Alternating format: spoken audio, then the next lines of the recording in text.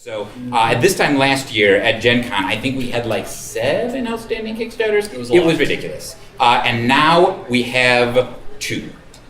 And one of them, so in the over the course of the summer, we've fulfilled already the Spirit Island Kickstarter, the Fate of the Elder Gods Kickstarter, the Exoplanets Kickstarter, and the Laser Riders Kickstarter. And then as soon as we get back from Gen Con, we are going to fulfill the Bottom of the Ninth Clubhouse Kickstarter, leaving only one Kickstarter that no one's ever heard of. It's not a big deal. Probably solve at some point. Don't worry about it. We're probably just gonna let that one flounder, and that'll just. Nobody will care if we don't actually fulfill that one. So. And so that is what we've been doing most of the summer. And since we did that, like the release of a bunch of games at Gen Con in particular, a lot of those games, actually, Spirit Island and Fate of the Elder Gods and Laser Riders in particular, have done very, very well. And being at the booth this morning when people were coming in trying to get Spirit Island was very exciting. So that's been really exciting to us. So that's been the bulk of what we've been spending our time on. The other stuff we've been working on is stuff that's coming up toward the future. So as we've talked about for the past every panel we've ever had, one day we're going to make an RPG in the Sentinel Comics universe. Someday. Yeah. Someday. And that day is coming up. So we actually have on display here some of the books from the starter kit for the Sentinel Comics role-playing game. If you haven't seen them, Christopher periodically has them with him and talks about them, and there's a display case in our booth that kind of shows them off. And what that is a starter kit for the role-playing game. So the Sentinel Comics role-playing game is very, very fun. And there's a bunch of different things in there. Christopher can actually talk about this. He'll just talk about that. That'll be great. We've also been working on a game that's going to be on Kickstarter in October called The Legend of Sleepy Hollow, which is a cooperative adventure game that is super fun that Chris will talk about. And on top of that, we've been doing a bunch more releases for the Sentinels of Multiverse video game. And we'll talk about that. Yeah. And just yesterday, Handelabra Games also released Bottom of the Ninth video game, which has been doing very well. So anyway, yeah. No one will talk about that. So as we go forward into the future, we've got those upcoming, the RPG and Legend of Sleepy Hollow, and then a few other games that we'll be starting and releasing over the course of the year, but we've got a whole path looking forward. And finally, last but not least, we're also still pondering and working on the back burner, what used to be called the Battle for Broken City, Sentinel Tactics, and then has been rebranded Prime War, and that we are definitely still doing. Yeah. That's going to happen. But all of the news that we have on it right now. So I can pass it on to the two of you to talk about. We're going to talk about Sleepy Hollow and then the RPG, and then let questions happen. Just give you a little bit more detail on these cool upcoming things. Legends of Sleepy Hollow basically is a sequel to Legend of Sleepy Hollow, which is a famous short story by Washington Irving. Many of you have probably heard of it, or the Legends of the Headless Horseman. So in that story, at the end of it, Ichabod Crane has gone missing, and everyone doesn't know whether it was Brom Bones posing as the Horseman or it was actually the Horseman himself. So what's going to happen in Legends of Sleepy Hollow is it is a campaign-based miniatures game that tells a story over 8 chapters. Each chapter is very different, has custom map or layout for each individual chapter. There are 4 residents of Terrytown, which is where Sleepy Hollow is based. They have all banded together for various reasons. They have a lot of formed backstory. This is a very rich story game as well. So they've all banded together. They've all got strange ties to the supernatural in their past, but they have come together to find out what happened to Ichabod and why these shadows have started to creep into Sleepy Hollow. More and more of the supernatural, more and more people have become scared and superstitious. A lot of the Dutch myths have started to come almost to life. So they've banded together. The first chapter leads them to the schoolhouse, the old schoolhouse where Ichabod taught. And so they're looking for a journal that he and a student of his shared that could lead down the road to see if there was more to Ichabod's disappearance than was just Brom Bones playing around. That's just chapter 1. So we've got chapter 1 through chapter 8. It'll lead you through. We've got lots of twists. There will be lots of hidden envelopes. Like I mentioned, there will be miniatures in this game, fully realized. We have a great artist working on this, Abigail Larson. We have Francesco Oro, who's going to be our 3D sculptor. He's already done one of our sculpts so far, and it looks amazing. It's going to be super cool and very stylized, very kind of rich, I guess you call it Burton-esque type of art for the game. But each of the characters that are in the game have specialties, but they're all a little bit of a twist on realistic archetypes. We have a minister who is very supportive, but also can unleash some wrath onto the bad guys. We've got Matthias Garu, who is a Revolutionary War hero, very mysterious. No one really knows what he's all about. He's basically been a recluse since the Revolutionary War, but probably served under General Lafayette. Comes in blazing with twin flintlocks, lots of area effect types of things. We've got Jeremiah Pica, who is the Undertaker, who is just a tank, and he's got his spade. And he's a grave digger, and he is laying waste to all the bad guys. It's awesome. And finally, we have Emily Van Winkle, who is the tanner's apprentice. She's been growing up in the woods around Terrytown from all her life, so she's very good at hunting and skilled, and she's very quick. So she's good with a bow. So all these have come together, and they, as the chapter 1 opens, we see that probably the legends are close to true because there is animated evil vegetable life. Basically, we've got Shrickroots, who are based in Dutch mythology, that are basically animated sort of trees and vines, and they come up out of the ground. And Gobkins, which are these skeletal vine-like creatures with pumpkins for heads and things. So you have to work all together, cooperative, lots of story, lots of twists in the game itself. So we're looking forward to really doing that. When are we doing that on Kickstarter, Chris? We are putting that on Kickstarter October 16th. And did anybody cool design it? Anybody? Oh, nah. Okay. That's all right. No, Matt Riddle and Ben Pinchback, some of you may know them from, which was released here at the show, Wasteland Express Delivery Service. They also, of course, did Fleet, Eggs and Empires, and many other great games. They've been awesome to work with. I've been working with them and writing the story and crafting the chapters with them. So It's been a lot of fun. Yeah. I'm excited about it. If any of you think it sounds kind of cool, we've got a prototype of it that looks really nice in room 134, the demo room. You can come, you can play a game with someone who's there, see how it goes. And in the final game, we're having all the sculpts made, all the little like Shrikroot things and the characters and stuff, all the sculpts. And there's a few little minor like legacy elements in the game and a bunch of other kind of neat stuff. So I'm excited. Yeah. You talk about that, Richard? Sure. So, we will be kickstarting the Sentinel Comics RPG in the spring. However, for that, at the show, many of you have probably already seen that we have available for pre-order the starter kit. And that starter kit will be shipping out to people in October. The starter kit comes with 13 booklets. And the first booklet is the gameplay guide. And the gameplay guide is like, it's a rule book. It tells you pretty much everything you need to know about the Sentinel Comics RPG.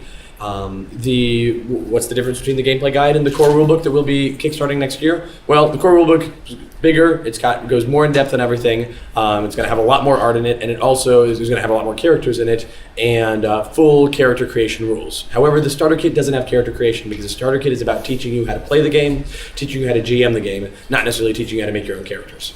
So, with that in mind, the game comes with that gameplay guide booklet, and then 12 other booklets, 6 of which are characters. Each of the booklets for the characters have the character sheet, just like you'd use for any other character, with pages around the character sheet explaining everything that goes on, and then a last 2-page spread teaching you kind of the basic rules of the game. So you can, from the character booklet alone, as a person who would be GMing the game, you can pass out the character booklets, say if you need any more in-depth information, there's a gameplay guide over here, and grab the other booklets that are for the GM, and just run the game. It's very, very quick and simple, and players can pick it up very quickly. I've run a couple of games here this show already, and some of the other design team of the Sentinel Comics RPG have also been running demos, and people are picking it up really quickly. They're really enjoying it. We've gotten great feedback. So, comes with 6 characters, I said. Those 6 characters, for anyone familiar with the lore of Sentinel Comics, are the Freedom 5, plus their former intern Unity, who's gone off to do her own thing, but she's back for a quick thing. And when we were talking about the story of the Sentinel Comics RPG takes place after the end of the multiverse event, so after the end of Oblivion. And specifically, the starter kit takes place just a couple months after the end of Oblivion, and then the rest of the RPG will pick up a good ways later than that. And so there will be changes that happen in the world of Sentinel Comics between the end of the card game and the beginning of the RPG. And the starter kit is there to kind of highlight a lot of those changes and inform you guys about what's going on in the world of Sentinel Comics. So right, Freedom 5 and Unity, those are 6 of the booklets. The last 6 booklets are adventures. And those adventures we call issues because it's a comic book game. And this is both a thing that's nice thematically, but also mechanically, in that players will record their issues that they play on their character sheet, and then collect those into collections that are used for character advancement. So, anyway, that's getting a little bit deeper into the game than we need to today. So, there are 6 issues that come with the starter kit, and those 6 issues are, you play them through in order to kind of, they're adventures, you're heroes fighting villains, saving the world, but you're also kind of unlocking the secrets of what's going on in the world of Sentinel Comics. So there's issue 1, and then issue 2, and then after issue 2, at the end of issue 2, there's a series of choices the heroes have to make, and each of those choices are going to lead them into different issues. So 3, 4, and 5 is going to be different for each group. Like the order that you do the next 3 issues is going to be up to the group of heroes and up to the GM and how you want to run that.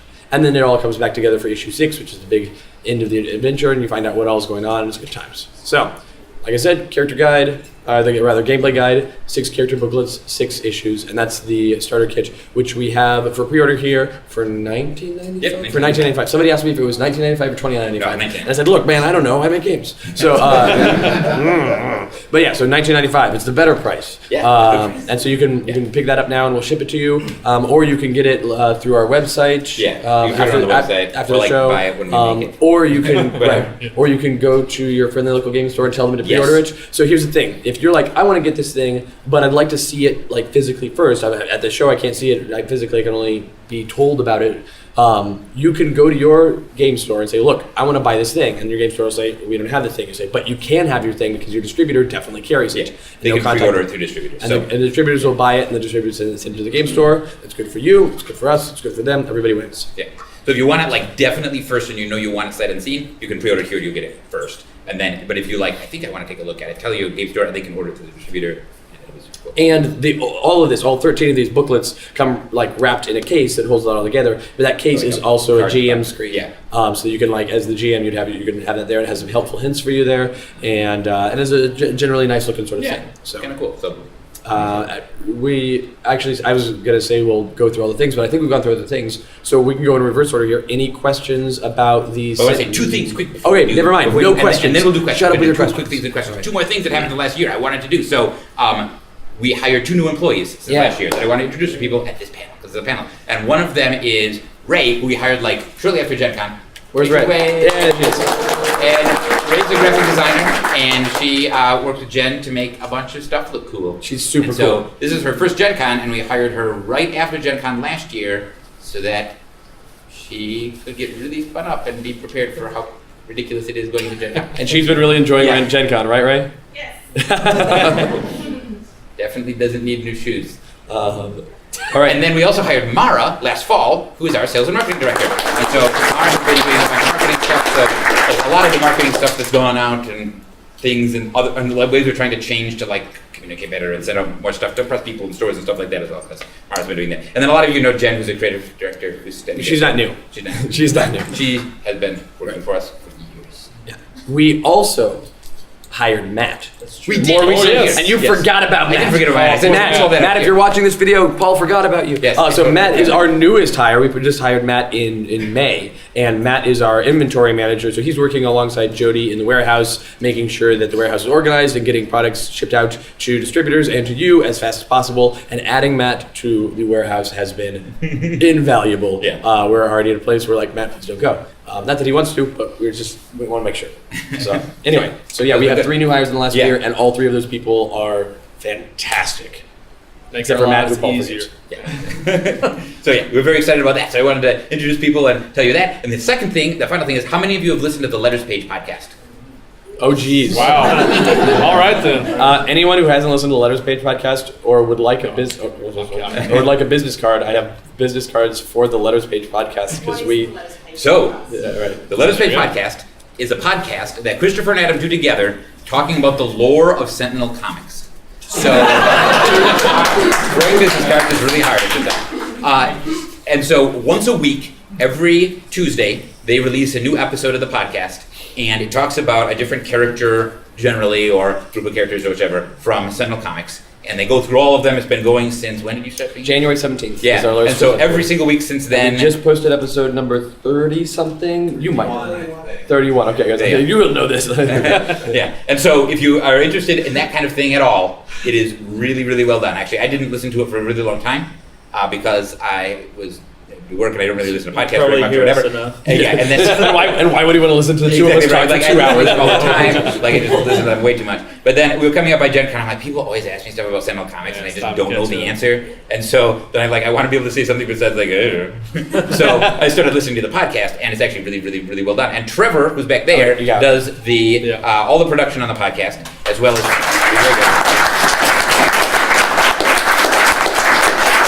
I would say that Trevor is far more important to the Letters Page than either one of us. And he also films all of our panels here. He does all of our Kickstarter videos. He just like does all of like He wrote with John Mark John Mark's the composer who does all the music for the Handelabra video games, and Trevor wrote with John Mark the music for the Laser Rider soundtrack. Yeah. Which is cool. And and then all that kind of AV stuff he does. He made us have like lasers and a smoke machine at this media event we did last night. Anyway, That was kind of cool. the other thing about the letters page is that we are, for any of you that don't know, we are doing tomorrow a live recording of the letters page podcast.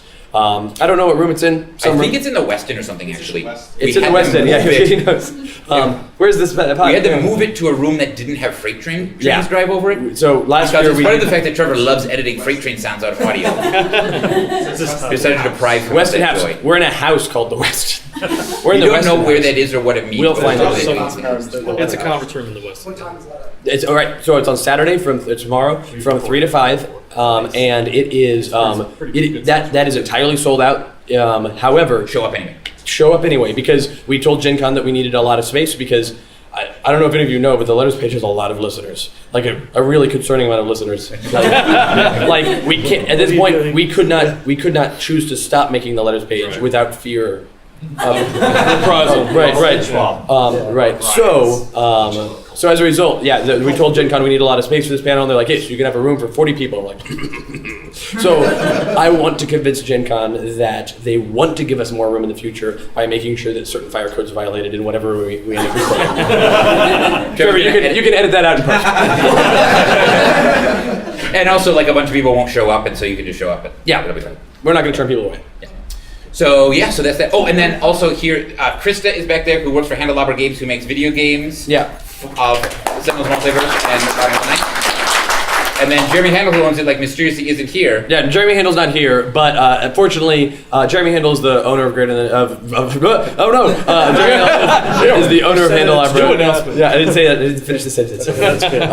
And he is the one responsible for the Sentinels of Multiverse video game and now the Bottom of the Ninth video game. But fortunately, even though he's not here, the Hero Guys with his umpire outfit is here to represent. That's great.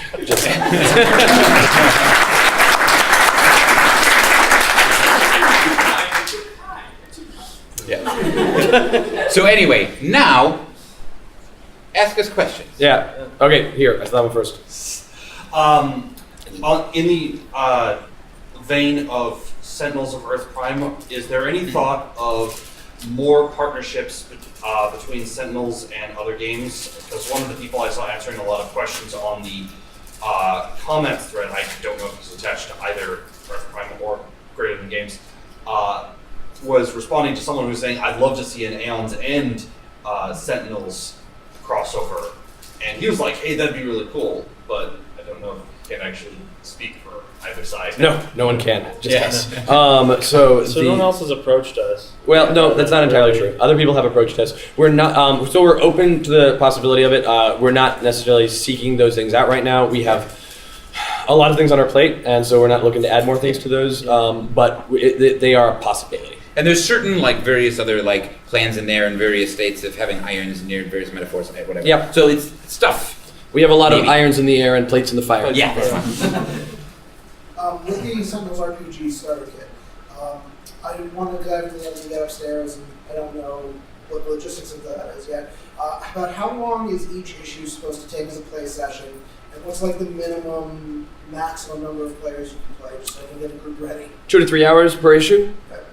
Really like 90 minutes to 3 hours, but since it's going to be like a new group and people that have never played in the system for 2 to 3 hours for each issue, 2 to 6 players. Yeah. And you could play the RPG with, 2 to 6 players plus a GM. So 3 to 7 players. But, and you could play a game with more than that, except that it comes with 6 characters. So like, look. Yeah. Right. And also, like, if you've played RPGs much before, 6 like, players is a lot. you don't have to do- That's enough. Just have someone else run a different game. Yeah. No, I mean, no. You could do 2. I wouldn't do it with one. You could do it with one hero, but like, But just it's like doing an RPG with one hero. yeah, like, meh. Yeah. As I mentioned before, the RPG Kickstarter, there's a possibility of a pen book. Mhm. What do you have in mind for that? It's a setting thing? So with the RPG Kickstarter, I can tell you now that there will be a core rulebook, and then there will be another book, and that other book will be probably something entitled The History of Sentinel Comics, or maybe it might have a flashier title, : The History of Sentinel Comics, something like that.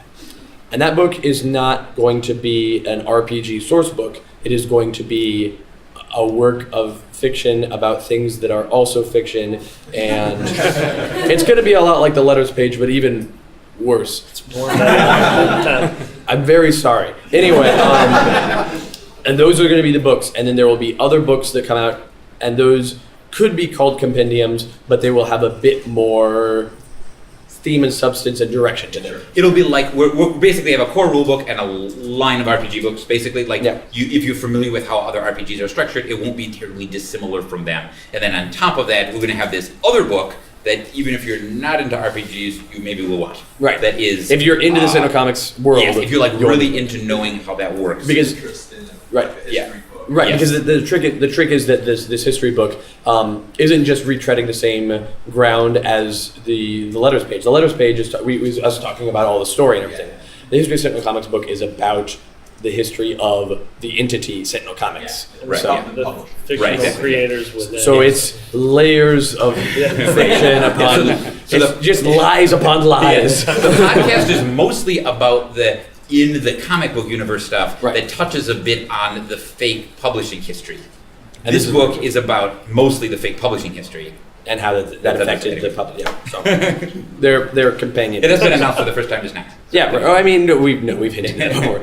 I see your hand here, but I saw this hand earlier, so. Are you going to possibly publish any modules for Yes. the RPG itself? Yes. Okay.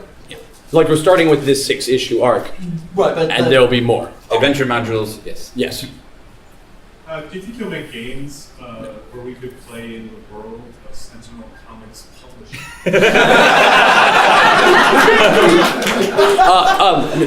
No, because we originally, so Adam and I originally made Sentinels of the Multiverse. Well, you've probably heard this dumb story. Adam and I originally made Sentinels of the Multiverse because it was a game that we wanted to play for ourselves. And so we did this thing, and then Paul's like, oh, you should like sell this and make a company, and blah, blah, blah, blah, and blah, here we are now. I skipped some things, but whatever. But Adam and I still want to play a game that's just for us, and so we get to play in the world of Sentinel Comics Publishing and nobody else. That's the game that we play every week. Yeah.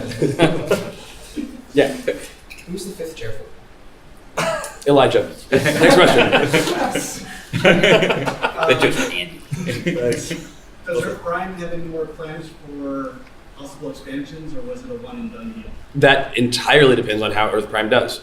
Like, if Sentinels of Earth Prime comes out and people really enjoy it and they want more of the Green Ronin characters and setting stuff in additional expansions, then we will make those expansions. Or I will design those expansions and they will make those expansions. And if they don't, then I won't. Yeah. And it's not up to me, it's up to you and others. And like, I it's not to say that I don't care either way. I'm up for either one. It's fine. Yeah. Just like, for example, like we had a bunch of like plans in the works and stuff like that to think about for an expansion for Spirit Island. Given how it's been selling, both before this and that, we're not going to do that next year. Yeah, we were like, man, I really wanted to do expansions for Spirit Island, but it's such a heavy-duty game. Nobody's going to want those things. I guess we won't do them. And then we sold out the entire print run in 3 weeks, and we're like, okay, so, yeah. Another question, follow Can up. you get a Kosh as a promo for Spirit Island expansion? Highly likely. I mean, I just said another. What's up? So you want supposed to go Island now? Yeah. Yes, I do want to play Spirit Island right now. Other questions? Cool, we're done. See you guys later. I mean, it's fine. What time is it? This is 4:25. Wow. This is a 2-hour panel, and we're half an hour in. Yeah. So, oh wait, a question. Sure, might as well. Off of something that was brought up last year, are there any plans or has there been any movement on Galactic Strike Force? On a video game? On a video, oh, on the On a video game. No, there's no plans or move forward on the Galactic Strike Force, the video game, because it is more likely that we will do something else in the future with the Galactic Strike Force property, both in the sense of the world, which we love, and the mechanics, which are like not bad, they just need some love or something, whatever. Anyway, and so it wouldn't really be worth making a video game of the thing that we're going to possibly. I'm not announcing anything here. Maybe someday, possibly, with all of our copious free time, like in the distant year 2028.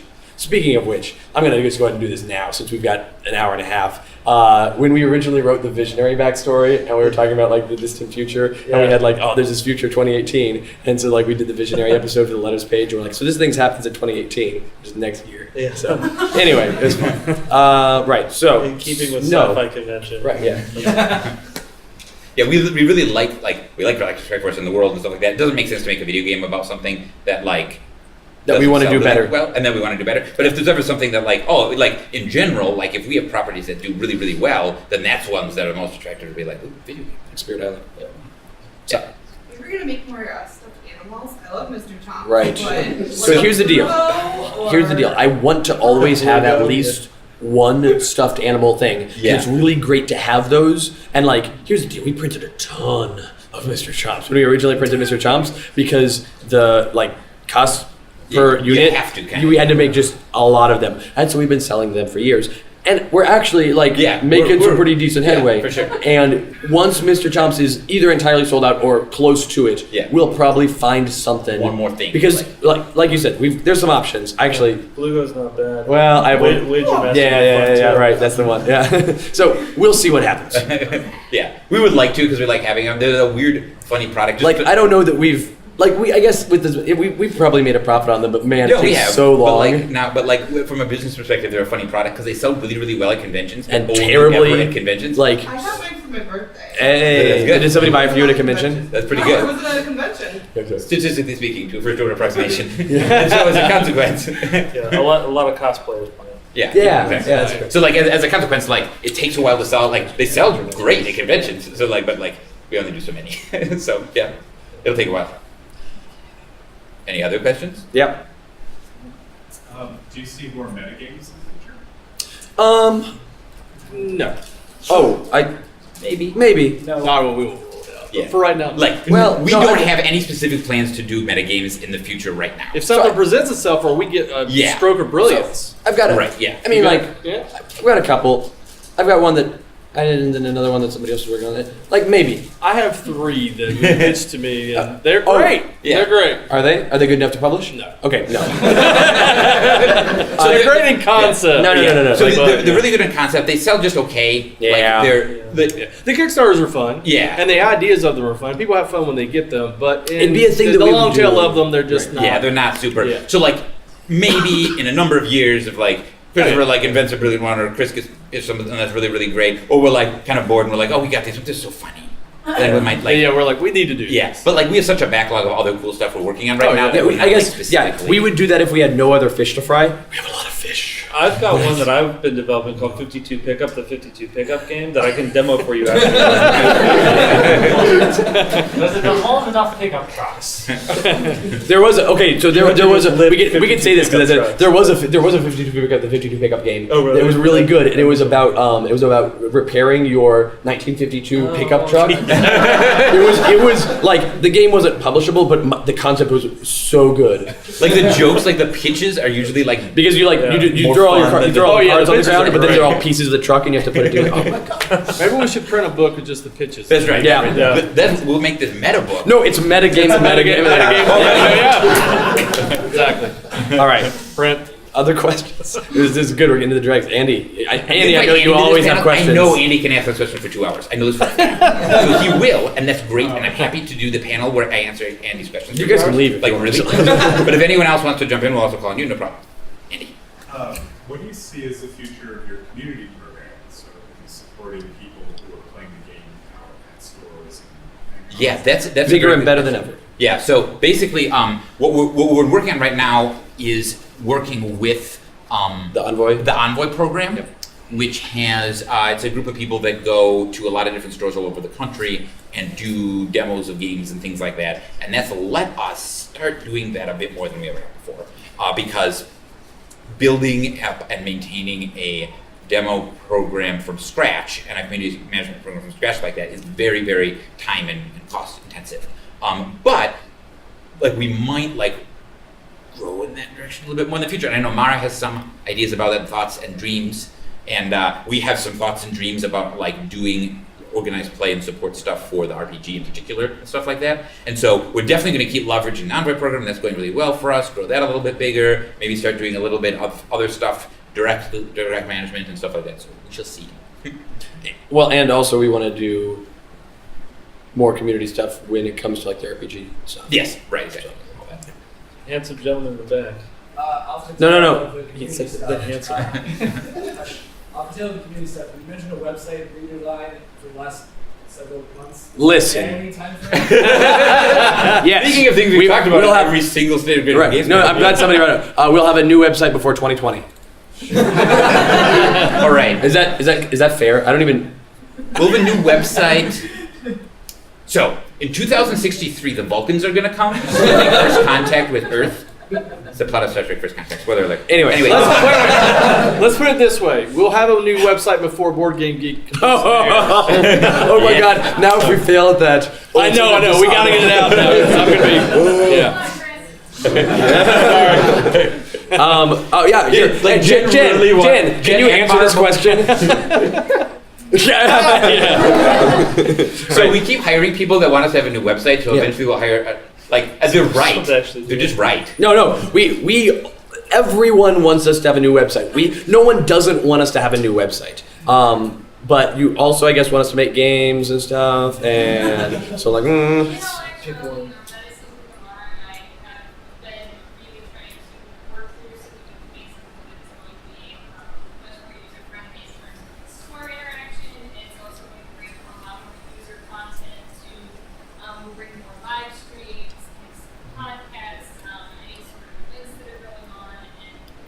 Community involvement as far as the calendars of events that are going on, our participation line, or where we're going to be, all that kind of thing. That is definitely something we are working towards, and we have some dreams.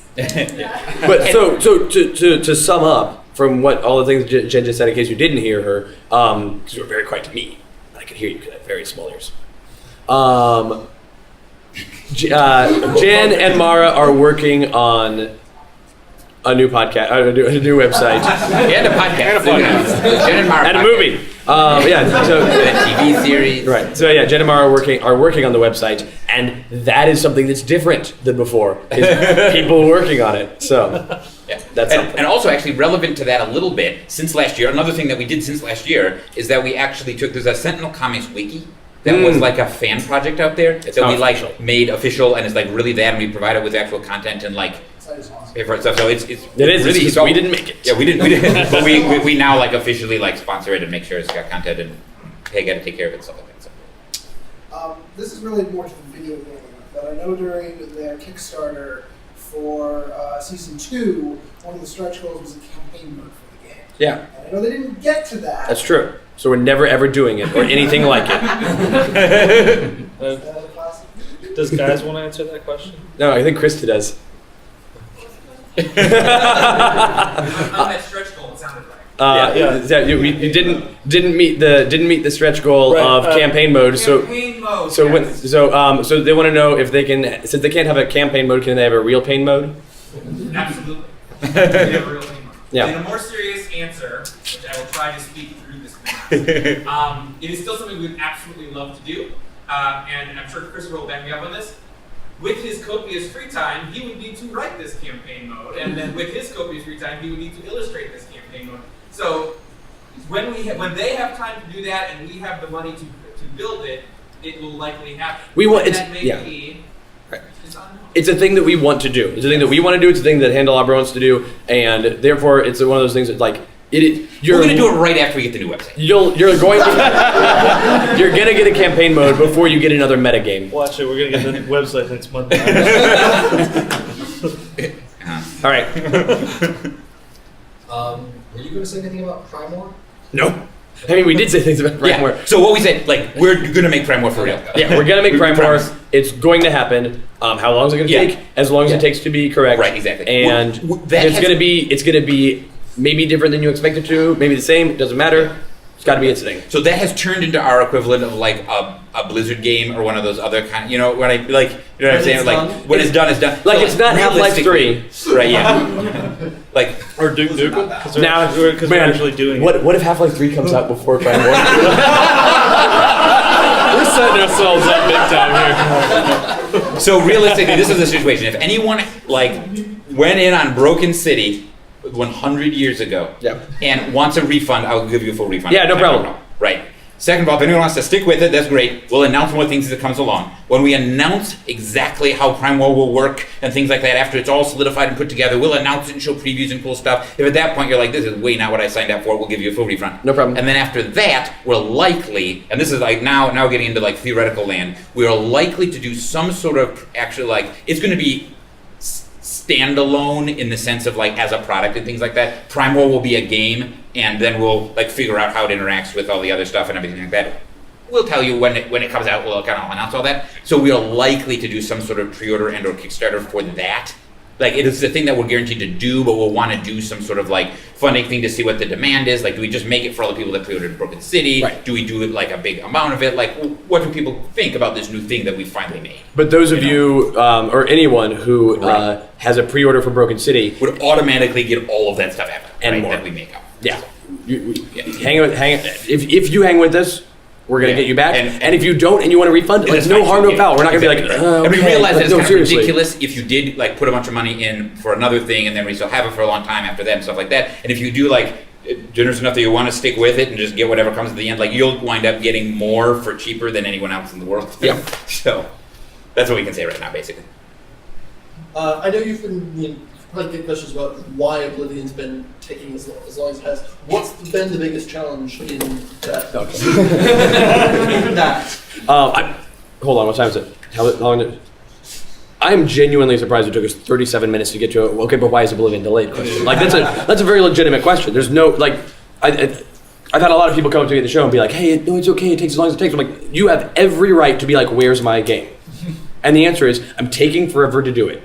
And because we set the time expectations of how long Oblivion would take based on the fact that we've made a bunch of Sentinels of the Multiverse expansions. We know how long making a Sentinels of the Multiverse expansion takes. Like, we know that really well. This shouldn't be any problem at all. However, it may surprise you to learn, it surprised us, that making the final Sentinels of the Multiverse expansion takes far longer because it's the last Sentinels of the Multiverse thing we're making. So it's kind of got to be like perfect and stuff. And he can't take all the blame. You know, the art has taken me over 4 times as long also.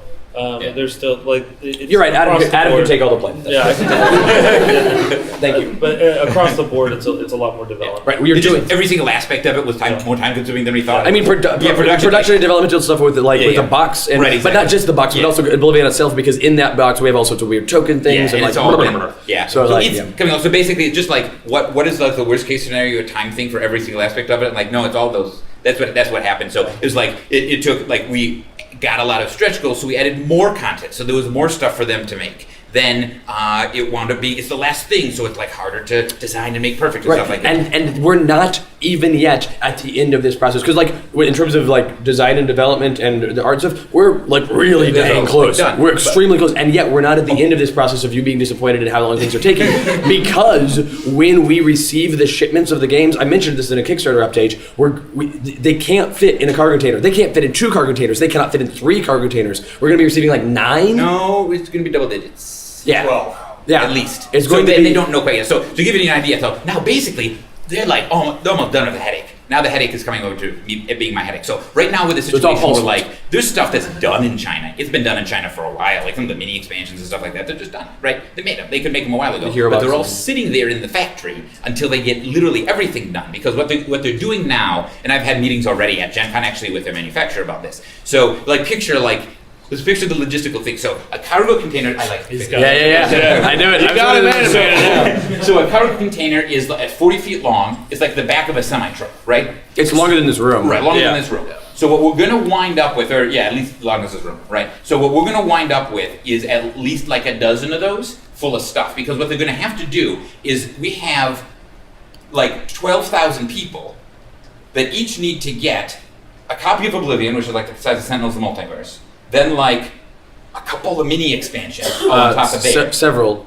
And then like a giant dumb box that is literally like this big, by this big, by this big, by this big. Like it's really big, right? And they need to be right. Yeah, it's 4 dimensions. 4 dimensions. And it's bigger on the inside. Bigger No, somewhere. no. Anyway, yeah. So we have all this out. I need to get literally all of those things in some other sort of big box that we can then ship to them. 12,000 people throughout the world, right?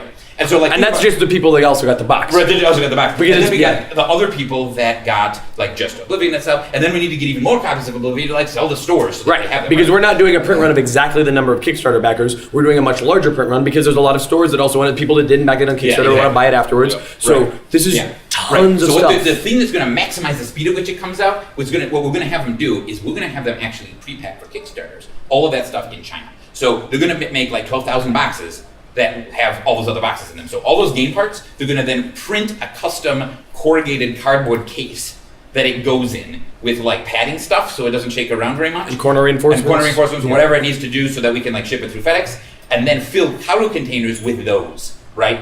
So those are what we're going to get at the warehouse. We're going to get like at least a dozen of these big cargo containers full of those kind of boxes.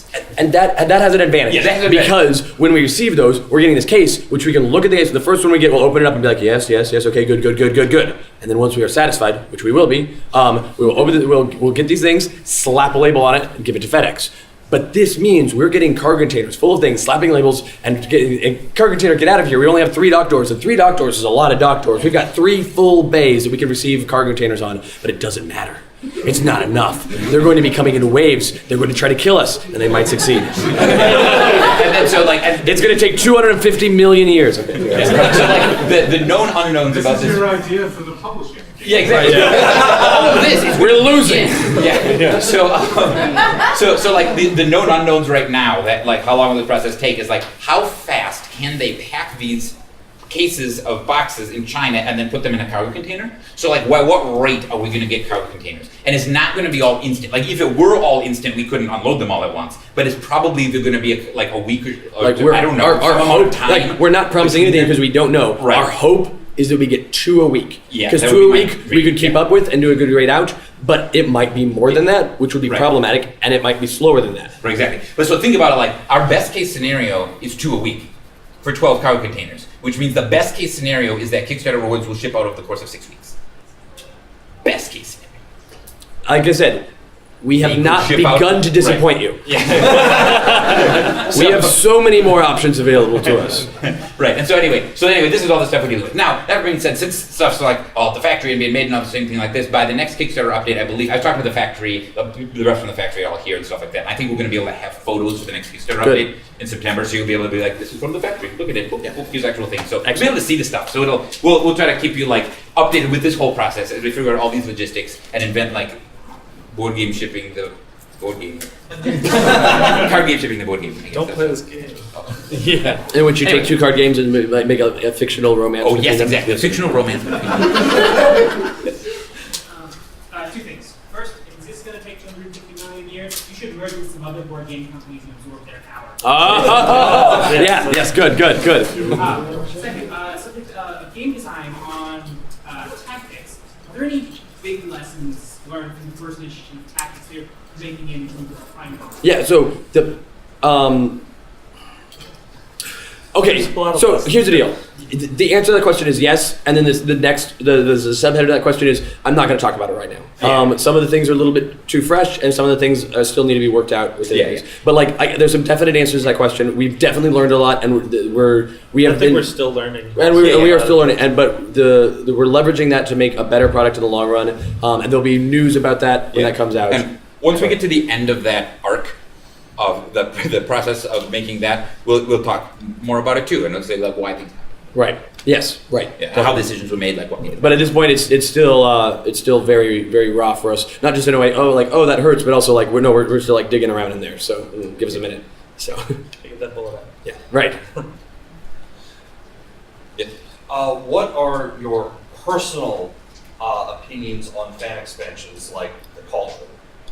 I mean, we love that they exist, and I've never played any of them. Yeah. Like I love that people make fan expansions, and I want them to make whatever they want. Yeah. That's how I started making games. Was like we made all kinds of. I mean, do that stuff, make those things. I have no interest in them. Not that I don't want them to exist or I think they're dumb. No, I'm not going to play them, but I think they're amazing.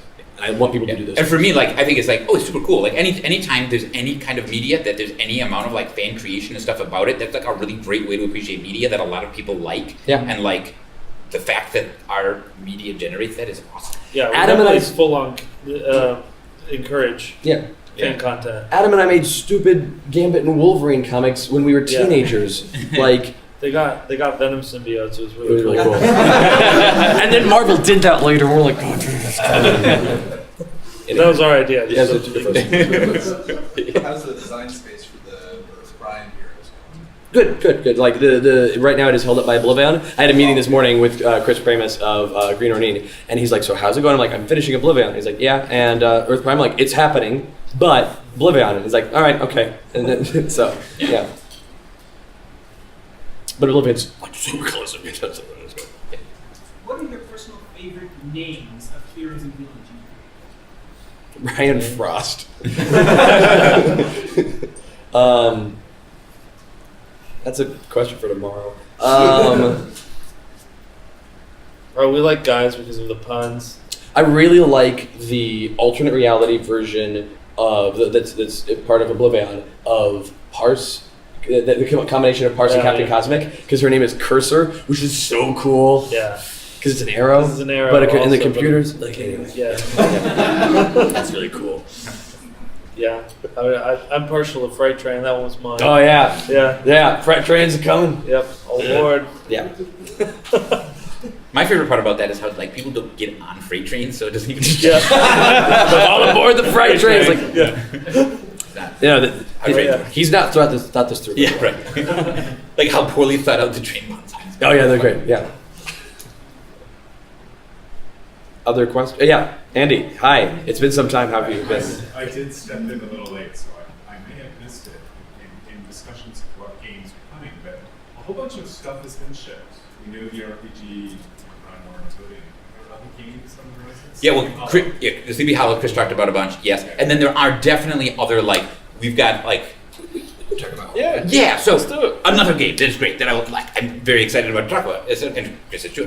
Oh, yes. Christopher, is Homebrewers. So Ben Rossett. Homebrewers. The name of it is Homebrewers. Paul likes to say Homebrewers, but it's called Homebrewers, and it's from the same designer as our other game, Brewcrafters. Yeah. In addition with Matthew O'Malley this time. But Yeah. Right. Yes, that's so true. Ben Rossett and Matthew O'Malley. Ben Rossett designed Brewcrafters. Yeah. And this is a follow-up to Brewcrafters. Yeah. I don't mean it. Yeah, no, not at all. You can talk about it too. So, Homebrewers is basically about like you're brewing beer at home and trying to like get your best kind of stuff. And it's for those of you who've seen like our Brewcrafters game or anything like that, it's lighter weight than Brewcrafters. It is a kind of like dice rolling resource management thing, but it's very fun. There's a lot of like A lot of super interaction. fun. There's a fun. lot. You can trade resources. It's like having a community of homebrewers who are trying to improve craft.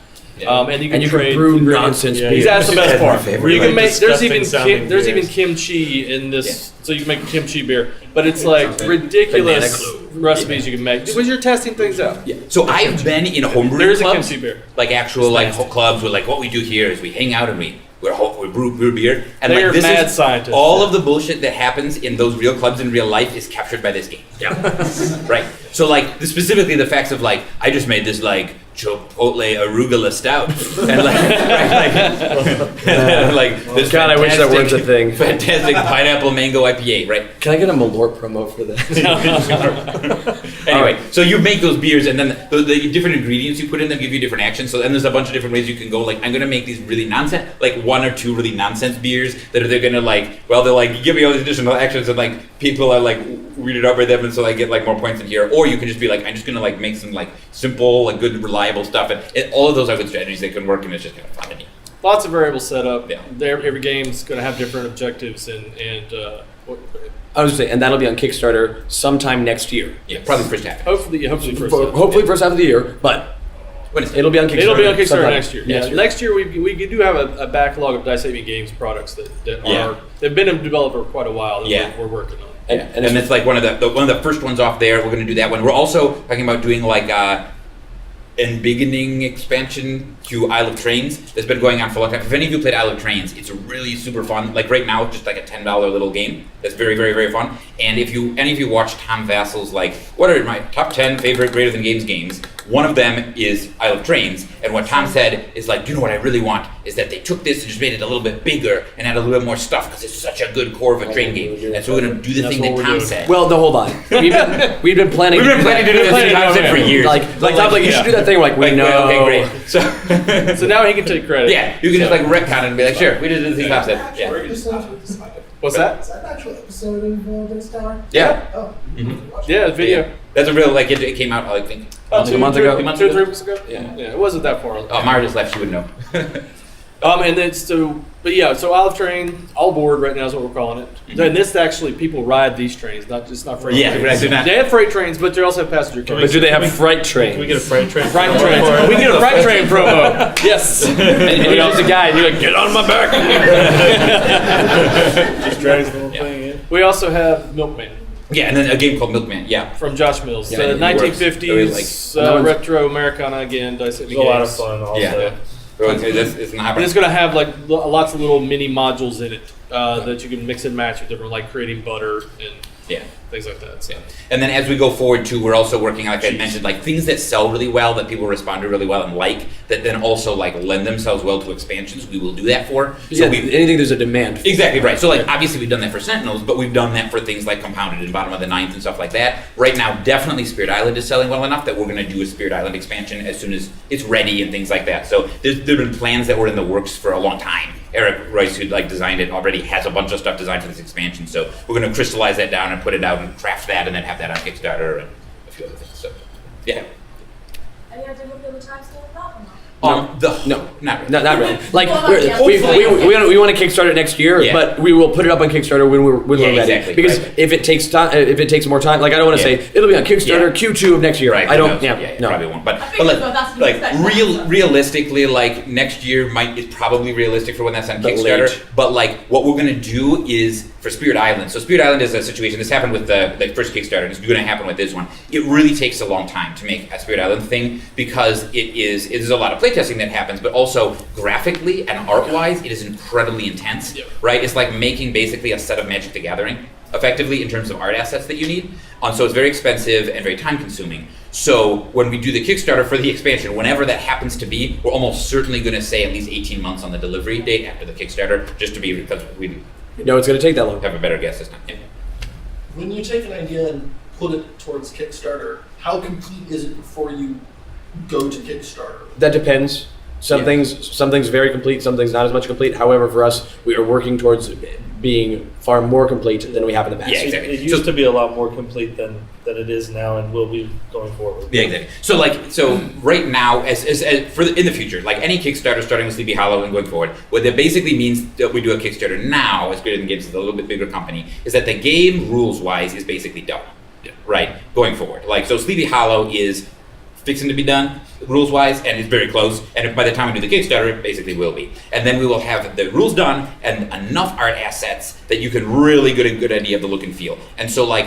We really want everyone to be able to see the look and feel on it, but like we don't want to have to pay for all the art in the game that might not. That's the fun. reason for Kickstarter. Exactly, the reason for Kickstarter, so we can help determine that. So Yeah. that is exactly the situation. So, as you know, like in the spring, we did a Kickstarter for Dubai, right? And the Kickstarter did not succeed. Well, that's really good information for us to know. So that game was done, the rules are done, and like about a third of the art was done, which is about standard for us. And so now we know, like, don't pay for the other 2/3 of the art on that, and the rights are going to revert back to the creator and the like, right? And so for every game, that's kind of what we try to do. So when Sleepy Hollow is on Kickstarter in October, that means the rules will be done and the art will be like a third done, roughly nominally. Yeah, we're really far along on that Yeah. one. So yeah, we should Right. we should have a pretty decent development cycle on this. Yeah.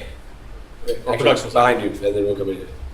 You mentioned Spirit Island doing very well and the possibility of expansion. Is there a possibility of a reprinting or second edition sometime? Oh, we've already done a They're reprint. making it. Yeah. Oh, yeah. Good question. We're completely sold out of Spirit Island, and before we left for Gen Con, we told the printer, again, do it again. Yeah. Exactly. Like they're already working on that. In fact, I'm hoping that we can have like I mentioned that the manufacturers here, actually the same manufacturer who does Oblivion and stuff is doing Spirit Island, and so they're here and they have all of the e-proofs done. That I'm hoping that we can like meet up and Jen can say they're okay, like today or tomorrow, and then they can get on with that really fast tonight. Everyone, Right now? like right this minute. Whatever. Anyway, so as soon as like, they're already making all the plastic pieces and wood pieces, like they're doing that right now. I already paid them for them, and they're like they made the deposits and stuff like that, and they're waiting for the final approval on the print pieces. And the print stuff just needs final approval again. All we changed was some typos in the rule book and stuff, but we need to get those approved. So, good question. This might be more question for tomorrow. We're not able to answer right now. But with the letter stage, are there any characters that have like a deck of their own that you're planning not to do? No.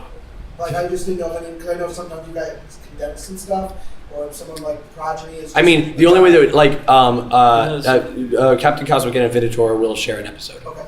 But like we will still do them. Progeny will be part of the Scion episode. But like there will still there's nobody in Sentinel Comics that we're not going to talk about. That doesn't get attention at least. Right. Yeah. Like the mini Nemesis episode, we're not going to do a full episode on those characters, but we're going to talk about everybody. If there's somebody we didn't talk about, it's because you didn't ask questions about it. It's like the find the block and filter. Right. Yeah. Yeah. Absolutely. Yeah. Just really quick on that. Are you gonna do any episodes about more environments?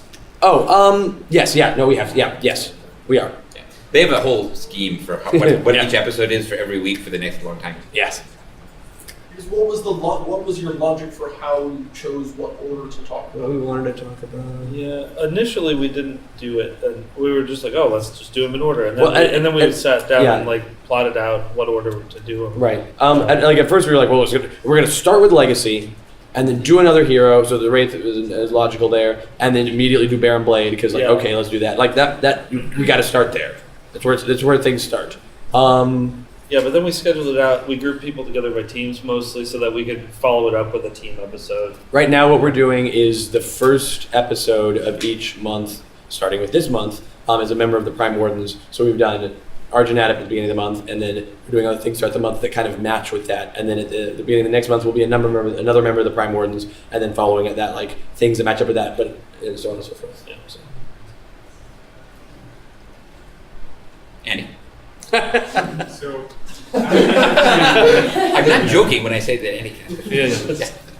after you run through the content in the letters page that they're thinking of, related to Sentinels and Multiverse, do you see podcasts continuing? No, we're gonna cancel it. Yeah. Oh, we're actually going to cancel it before we're done. Yeah, We're what we're actually- gonna do. This is our last thing. What we're gonna do actually is we're gonna do all the episodes right up into the Oblivion episode, and then we're gonna get to the Oblivion episode, and we're gonna put it off for 9 months, and then we're gonna come back and do that episode. Okay, We have a few different things that we're tossing around for after. The nice thing is that by the time we get through everything that we need to get through, we're going to be entering into the era of the RPG a lot more, and there's a lot of great story stuff that we can do that's like, okay, rather than talking about the giant history of these characters, let's talk about what's going on now in the world, and there will be stuff that happens in the letters page that relates to stuff going on in like published adventures we're putting out for the RPG. Yeah, because if you imagine, Hypothetically speaking. Yeah, if you can imagine, like theoretically, once you get to the point where there's a bunch of published stuff out there, suddenly, like what you know right now to ask questions about like the Wraith or something is based on the card game, right, exclusively, and those, you can answer those questions. They can talk about that kind of the lore. Well, like eventually, at some point, there's going to be like a bunch of other lore out there about the RPG timeline Wraith that engenders a whole another series of questions about the Wraith, and then telling you like, okay, so now explain this to me. Like, it can talk about the history of what the Wraith has done here for the last, and so that's. Yeah. Yeah, we've also talked about getting a lot more granular with some of the stories sometimes, like taking an episode or an interlude and zooming in on specific plots and really outlining that stuff for you. Yeah, so and, that we were willing to go back and like rehash. There's some things where we'd be like, and then this thing happens, and then we move on, Right. and like there's certainly like bits we could rehash there. So. Yeah. Not just to be like, oh, let's beat this dead horse, but like people are asking a lot of questions about certain things. We're like, okay, well. So explain all the details about the termination event. Yep. Like what happened. I mean, that would Yeah. we did pretty good on that one. Whatever. Jeez, Paul. Yeah. Who are each of your guys' favorite character, hero or villain? I don't know what. Yeah. I mean, They're all my favorites. My favorite villain's Baron Blade, just because he's designed to be my favorite. But, Yeah. But yeah, it's they're all my babies. I don't have any favorites. Heart of the Wildfire. Yeah, we know. It's a spirit in the spirit. Yeah, spirit. Who's your favorite? My favorite. Who's your favorite character? The Wraith. Oh, I didn't mean from. Is the Wraith your favorite character in all? In all of anything? In all. And everything that you guys did. No, but that's not what he's asking. He didn't. Who's your favorite character? Rules is written, Chris. Rules is written. Who is your favorite character? I'm going to do the cop answer you said. I can't choose a favorite. They're all my babies. They're not just babies. You didn't make them. I might have. You don't know. I made the Legend of Sleepy Hollow babies. I like Walter White. No, Like, no, you watched it. no, I made them. We worked together. That's what I thought. All right, Andy. So, I don't know exactly. We're just keeping the captive audience. We have nothing else to talk about. Andy. So earlier, like in all legitimacy, earlier when I said that Andy could ask us questions for 2 hours and I'd be really thrilled to answer them, like I was not lying about any of that. Yeah. So the fan expansion, Cauldron, has been in some ways blessed. I don't know exactly what the details are. Been blessed? Oh, What are you so- talking about? Oh, no, like yes. they asked for permission to publish Yeah, it on well, Direct yeah. RPG or So, Direct like, Through Cards, so we said okay. Right, exactly. So there's basically like some amount of fan content where like the person who made it, I think, for a few different things, like put together really nice, like you can actually like print it on Drive Through Cards or whatever, like that's sufficient for that. And so what we have made to deal with them and being like, okay, for fan content that's like that someone out there has opted to put together in a really like nice way and put a lot of work into, that there's a lot of demand for, that people are buying a bunch. Whenever that happens, like it's okay to say that this is unofficial, not authorized. But hold on, this is not because the thing you just said makes it sound like anybody that puts a lot of work into it can just do it. Yeah. Nope, it's a case by case basis. Yes, We have to exactly right. Exactly, you have to go through us right. on Yeah, it. and And to get approval and be like, yeah, okay, that's like popular enough. You did like a bunch of nice stuff, and people seem to be liking it. So like, Right. okay, we'll let you say that it's definitely unofficial, but we'll let you like actually like put it up there for like download and stuff, so that you can, because you got to pay director to get it and get the actual nice things. So sure, yeah. So that's basically what happened. It was like a approval of like very popular, very like well put together fan stuff. It's okay to like, we'll license you the name so that you can say like this is unofficially for this. It's like a, But it's not. It's a- But it it's is a- not officially part of Sentinels: The Multiverse. you can put our It is not trademarks Well, next it's to not it, canon and it's and not we won't made yell by at us. it. It's Is not what it been says made. basically. Right. Yeah. Alright. Yes. So, obviously, Citizens have an anvil art, just an animated picture. But, like, the thing I don't understand is why did you give such horrible people your likeness? Because we're horrible people. Have you given anyone else a likeness? Yeah. Here and there. Yeah. Andy's got a Andy's the deputy in Rook He is. City. Yeah, one of our good friends, Peter, is Setback. The setback. Yep. Notably. Yeah. Yeah, I mean, there's There's a a few few. others, Yeah. but notable things like Andy and other stuff like that way back a million years ago during Rook the City Kickstarter for Kickstarter. Rook City. You could buy in to get your picture in the game. Never did that again. no, we did it through 3 of them. The Shouting was also in Catadan's deck. Oh, yeah, you're right, we did. Yep, Yep. we did it for 3 expansions. Yeah, for in a Rook row. City, for Infernal Election, for Shadow Time. It's not something I really like doing though. Right. Just because I like to design a character around the character's concept, not around an image that I already had. So I mean, it ended up working for the underbosses, but Yeah. But once we had like was kind of lucky. a successful enough company that we're like, we don't need to bother with this anymore. Yeah. Or something. But if you were there at the beginning, you have a young legacy card and your picture in the game, and that's how you know you're cool. Yep. Now, any fans of Bottom of the Ninth at all? Oh, yeah. If you come and hang around the booth for about probably 2 hours during the day, you'll see 2/3 of the people in the game at the booth. Yeah. There's a card there's even a card of those Paul and three. Adam and I. Yeah, that's right. Yeah. Yeah, all of us are in that game. Yep. That's true. Yeah. Oh yeah, Trevor's in it. Trevor's in it as well? Trevor's With the got the clubhouse best The card. clubhouse. Trevor has the the best absolute card. best card. Yeah, He's a peanut absolutely. butter. Peanut butter. I used that image on the Trevorlude, the interlude that I called the Trevorlude for the letters page. Nice. I used the image of him with the peanuts. It's like, yeah, it's great. Andy. So, you have a big presence here at Gen Con. You've been to many other conventions, but Mhm. Essen seems to have fallen by the wayside. And Interesting question for you. Interesting question. I guess Yes. the general question is, what conventions do you see making it to? Yes. So this is actually a super good question that has an interesting answer, at least to me and Andy. It's, truth in advertising. Specifically since hiring Mara, we've actually done a lot of reassessment on what the benefit from a marketing and like product pushing standpoint and stuff is for all the various conventions, and also like thinking about like this is the ones we happen to do, how does that look, etc. And what we've actually like kind of like figured out, and they did this, oh yeah, no, this is true, is that there's certain conventions that you want to go for interfacing with consumers, and then certain conventions you want to go to for various different kinds of business meetings, right? And then also there's the more presence we have places, the better, but we don't want to take up too many people's times and spend a bunch of money doing that and negotiating that as we get bigger and stuff like that. So now we're kind of settling into a thing where like there's certain conventions that like board game designers go to pitch games and learn about games and stuff like that, and Chris goes to those, right? So like Unpub stuff or Grand Con or Origins and stuff like that Chris is always at those, right? And then there's certain conventions where we just want to go and like you connect with certain kinds of fans that are really into a lot of the like lore stories and stuff like that in particular, and like a really good example of this is the PAX shows and stuff like that. So we'll always have like a little bit of a demo presence at the PAX shows. Sometimes more of us go to the PAX shows, sometimes less of us go to the PAX shows. Like Christopher's just going out to PAX West and stuff like that to do stuff with PAX Dev and show the RPG and stuff to some people and stuff like that. So we have those kind of shows, we have a little bit more presence.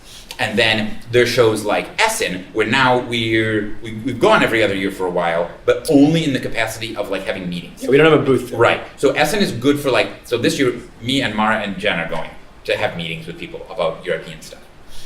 The other shows, and then there's the New York Toy Fair that are very, very businessy. So Mara and Jen went this year, and Mara and I will go next year and stuff like that. And those are like completely B2B shows, right? Or like the Gamma Trade Show in Vegas, or like ACD Games, like going to some of these shows where you'll have just a bunch of retailers at a distributor hub and stuff like that. So those kind of shows we all go to as well, but we don't have like they're not like visible presence shows in any kind of way. The two shows right now that we found have like the best benefit for like having like a big presence to get in front of a bunch of consumers. So our Gen Con here, for sure by far, that's the biggest, that's the most important one. This is the biggest B2B show we go to, as well as the biggest consumer show that we go to. We will always have our biggest presence at Gen Con every year, as long as we're a company. But in addition to that, UK Games Expo actually is excellent. So UK Games Expo it's been around for a while, over a decade, but it's been growing very, very quickly. And it's now reached the point where has roughly the same per capita penetration in the UK that Gen Con does in the United States. So like, for example, Gen Con has in the 70-ish thousand-ish people at it, and the United States has 300 million-ish people living in it. Whereas the UK Games Expo has like 17,000-ish people at it, and then there's 60 million-ish people living in the UK, and the ratios are sort of kind of comparable, right? Did you bring your spreadsheets? I did not bring them, but I have them. Your graphs. I have. You have your, Like, you I have graphs? Oh yeah, you've got. I have all your We have some spreadsheets on the phone if you want to look at spreadsheets later. Yeah. So anyway, so for this kind of thing, this is just division though. They didn't even make the spreadsheet to do division. But anyway, you look at Wikipedia. How many people live in this country? How many people went to this show? Different. Anyway, so but that's really good, and so there's a lot of like retailers and stuff are there, and a lot of just a lot of people are there and stuff like that. So it gives us really good exposure in the UK market. And actually, since we've just been going, and we have a good setup with a really good presence, like where there's a store that's in the UK that runs our whole booth. So we just have to have a few people show up, but we get to have a pretty decent sized presence, and it's kind of cool. And it's definitely increased our sales in the United Kingdom, and it's kind of cool to me. I have a question. Yeah. Can we next year make the State of Greater Than Games panel an hour instead of 2 hours? Yes. Okay, thank you. We can be done like that. Yeah. What's the signs, what are like foreign markets like compared to the US? Oh, that's a really good question. So, it is. No, this is. Ask me questions. Right, but hold on. Yeah. These are good questions Yeah. about the board game industry. Yeah. However, we have exhaustively covered the state of Greater Than Games. Correct, exactly. And That's as true. much as I am enjoying this, Yes. which I am, Let's go out in the hallway and talk about it. I think that is a better call. If anyone wants Because to we talk- kind of have everybody in fact, hostage we right have this now. room for longer. Yeah, so we can no. pause the thing. I mean, Anyone that what wants do to you like go whatever. Anyone that wants to ask me questions about stuff like this, I'll just ask. So let's say real quick, last call for right. questions. So let's go ahead and wrap up the state of Greater Than Games. Yeah. You have one more question? Yes. If you could make any game about something without having to worry about making it profitable, Yeah. is there a game you would have wanted to make? Absolutely. It is Sentinels of the Multiverse. That is the game that we were born to make. So, I'm And it thrilled. turned out to be profitable. I'm assuming. We are really lucky. This is why we're here. So, yep. I suppose one more. Yeah. What sort of RPGs, or if any, did you take inspiration from when you designed the role-playing game, or did you just start from scratch? We started from scratch as people who had played hundreds of different RPGs. We can't start from scratch as in like, oh, well, I'll forget everything I know. Like, there's bits of... It's more built around what experience do we want to deliver. Yeah, and also it's built on Sentinels of the Multiverse was built so that when you are playing Sentinels of the Multiverse, you feel like a hero. That is step one of the Sentinel Comics RPG. So, anyway, state of grade of the games. What are we doing? Any other questions? Thank you so much for your questions. It's been a pleasure having you. Paul is happy to talk for another 45 minutes about business things, which is genuinely interesting. But this is the end of the state of grade of the games panel. Okay. Cool. Sounds good. Thanks for coming.